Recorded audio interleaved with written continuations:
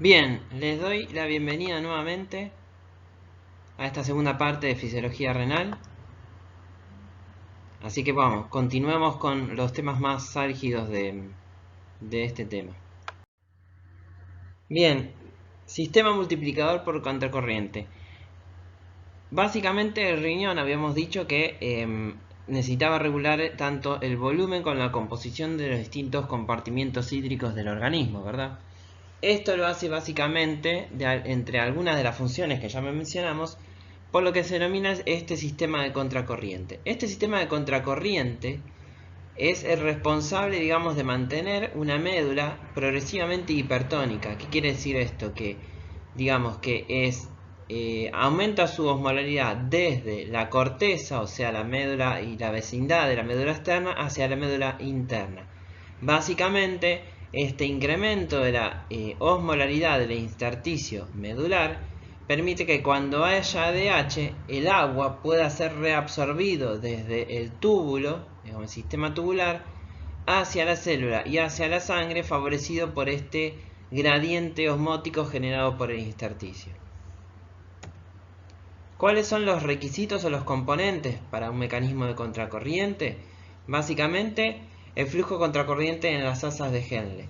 Recién vimos anteriormente que tanto el fluido que desciende por el segmento delgado descendente como el que asciende por el segmento delgado fino y grueso del asa de Henle van en direcciones contrarias, y eso facilita el intercambio de solutos y agua. Además, hay un proceso que ya mencionamos, que es de un transporte activo secundario, que es el cotransportador sodio-potasio 2-cloro. Que recuerden que en ese segmento del nefrón, en el segmento grueso ascendente, es impermeable al agua, pero permeable a los solutos. Entonces, a medida que se va reabsorbiendo solutos sin movimiento del agua, ese líquido tubular se va haciendo cada vez más diluido, va haciendo cada vez más hipotónico. Y es sobre ese agua libre donde luego va a poder actuar la ADH para reabsorber el agua. Y el otro punto importante es la distinta permeabilidad de estos segmentos de Henle al agua. ¿Sí? Recuerden que el segmento descendente delgado es altamente permeable al agua, por lo tanto el líquido tubular se va a ir concentrando, porque además en ese punto no se reabsorben solutos. En cambio, el segmento grueso ascendente es impermeable al agua, pero altamente permeable a los solutos, permitiendo que esa osmolaridad que venía aumentada desde el segmento descendente vaya disminuyendo y haciéndose cada vez más diluida para generar el agua libre, que luego podrá ser la que va a actuar obviamente la ADH para reabsorber el agua sin solutos desde el líquido tubular hacia el plasma. Y otro punto importante es el papel de los vasos rectos, que luego vamos a ver básicamente más adelante, que si bien no modifican el intersticio hiperosmolar, sí tienen un papel muy importante contribuyendo a mantenerlo. Bien, fíjense entonces dos situaciones bien diferentes que podemos encontrar. Una es con ADH, lo que se denomina obviamente antidiuresis, ¿sí? Retención de agua, por así decirlo, y sin ADH, o sea, si no hay ADH no se reabsorbe agua, y este fenómeno se lo conoce como diuresis acuosa. Fíjense las osmolaridades en los distintos segmentos, ¿sí?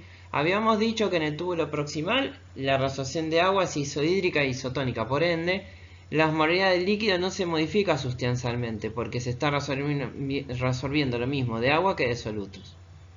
Una vez que llegamos al segmento descendente delgado de Henle, en este punto este segmento es altamente permeable al agua, pero impermeable a los solutos. Entonces, al haber movimiento de agua sin movimiento de soluto, el líquido tubular se va concentrando progresivamente desde 400 milimoles por litro hasta llegar a la horquilla de Lassa, bien en la médula interna, 1200 milimoles por litro. A continuación sigue el segmento ascendente delgado de Henle, que también tiene la particularidad de ser, digamos, impermeable al agua, pero altamente permeable a los solutos. Lo mismo que el segmento ascendente grueso de Henle, es impermeable al agua, pero altamente permeable a los solutos. Por ende, cuando hay movimiento de solutos sin movimiento de agua, el líquido se va diluyendo. y su osmolaridad va a ir bajando progresivamente a medida que avanza por el segmento grueso hacia el túbulo distal, donde recuerden que se encontraba el contrasporte sodio-cloro, el cual continúa, digamos, reabsorbiendo solutos sin movimiento de agua, haciendo que a nivel del túbulo proximal y antes de ingresar al túbulo colector, ese fluido tubular sea hipotónico con respecto al plasma. Fíjense en el intersticio. El intersticio tiene una osmolaridad creciente.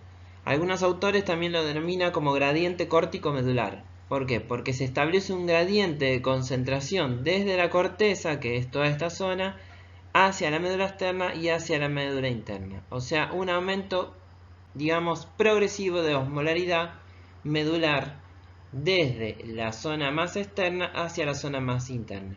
¿Por qué se genera esto? Bueno, básicamente porque mencionamos en los segmentos gruesos y delgados ascendentes de Henle, la reabsorción de esos solutos que van enriqueciendo progresivamente la médula interna.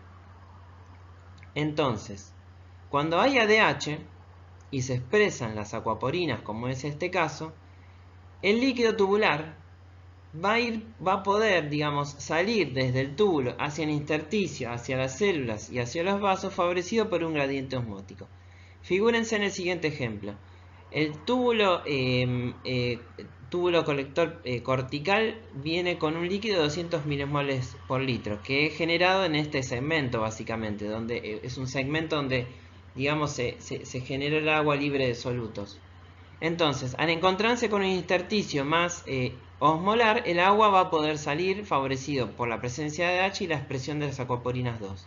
Entonces, este líquido ahora tiene 300 milimoles por litro porque se reabsorbió agua sin un movimiento concomitante de solutos. Este 300 milimoles por litro ahora se encuentra con 400 milimoles por litro en médula externa, y va a hacer que el agua pueda salir concentrando otra vez el fluido tubular. Y así sucesivamente hasta finalmente igualar la osmolaridad del líquido tubular con la osmolaridad de la última porción medular interna.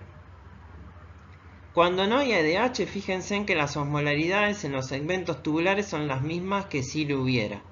La gran diferencia radica en esta parte del túbulo colector, donde al no haber ADH no se va a reabsorber agua.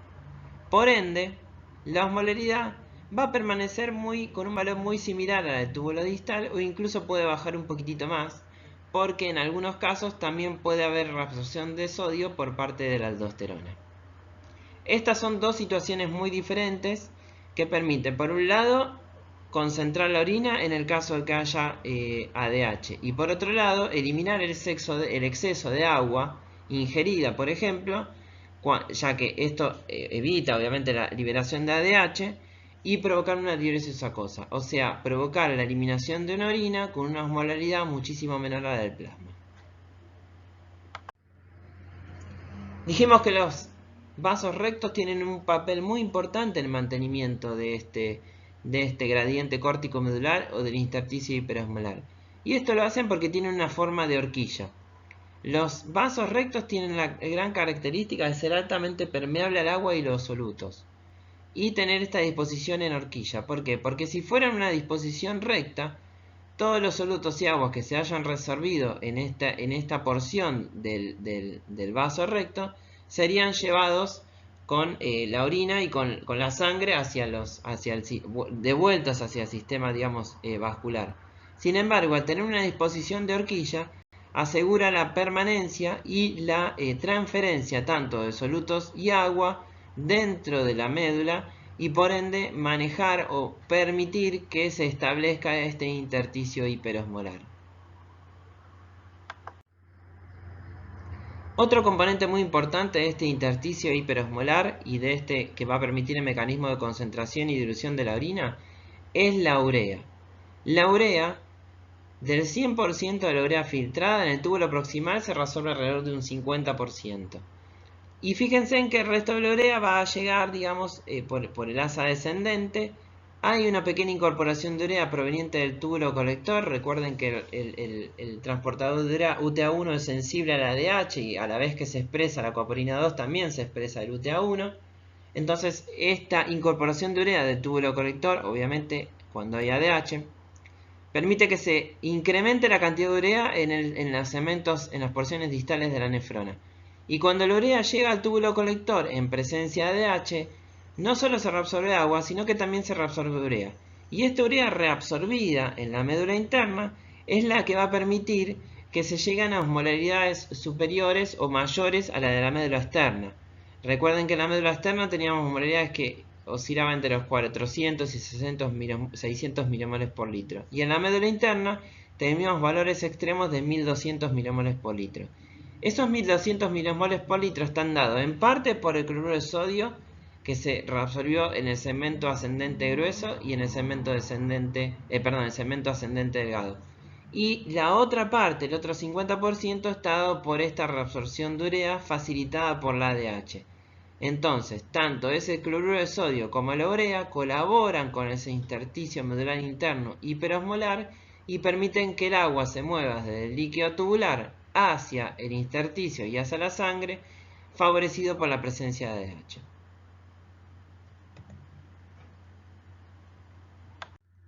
Bien, veamos ahora unos mínimos conceptos sobre la regulación renal del equilibrio ácido-base. Bien, el riñón dijimos que tiene la importante función de regular el equilibrio ácido-base, o sea, de mantener el pH del medio interno dentro de un estrecho rango. Este pH normal es en 7.4 y cualquier variación por debajo de 7.35 conduce a la acidosis y cualquier variación por encima de 7.45 conduce hacia la alcalosis. Es importante tener en cuenta la ecuación de Henderson-Hasselbalch para ponderar, digamos, mensurar el pH de los líquidos corporales y la ecuación de la anhidrasa carbónica, ¿sí?, que nos va a orientar en algunos aspectos referidos a la excreción de los protones por parte del riñón. Como bien sabemos, los ácidos pueden ser volátiles como el dióxido de carbono o algunos otros ácidos fijos y orgánicos. Entonces, ¿cómo hace el riñón para eliminar estos protones? ¿Sí? Que pueden, como vimos en la reacción de la anhidrasa carbónica, pueden venir del dióxido de carbono o de los ácidos orgánicos. Estos protones tienen que ser eliminados en la orina sin cambiar demasiado el pH de la misma, ¿sí?, del fluido tubular, porque si no, un pH muy bajo puede dañar el epitelio. Entonces, para poder excretarlos, sin variar demasiado el pH, el riñón utiliza los amortiguadores renales como el bicarbonato, el fosfato y el amoníaco, que están digamos, presentes en distintas concentraciones en el líquido tubular. Y además, el riñón recupera y gana bicarbonato en los casos que haya más cantidad de protones, por ejemplo, por alguna situación particular. Y también en el caso inverso, de que estuviésemos más cercanos a una alcalosis, lo que hace también es secretar el bicarbonato para de esa manera eliminar alcalinidad al medio interno.